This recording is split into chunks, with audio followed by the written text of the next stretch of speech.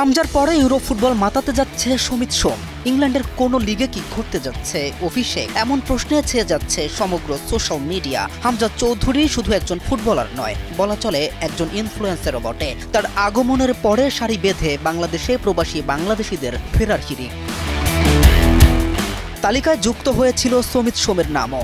বাংলাদেশের জার্সি পরে দুর্দান্ত খেলে যাওয়া এই ফুটবলার এবার হামজার পথ ধরে ইউরোপীয় ফুটবলের নাম লেখাতে যাচ্ছে কিনা এ নিয়ে নানা কৌতূহল ভক্ত সমর্থকদের, যার পেছনে রয়েছে উপযুক্ত কারণও। সম্প্রতি ইংল্যান্ডের ক্লাব পিটারব্রো ইউনাইটেডের সাবেক কোচের সাথে অনুশীলন করতে দেখা গেছে বাংলাদেশি এই ফুটবলারকে। ক্যাভেলরি এফসির সঙ্গে চুক্তি শেষ হওয়া, সাবেক কোচের সাথে ইংল্যান্ডের ক্লাবটিতে অনুশীলন করা, এই সব কিছু যেন কঠিন কোনো পাজেলের সহজ সমাধান হিসেবে ধরা দিচ্ছে ভক্তদের কাছে।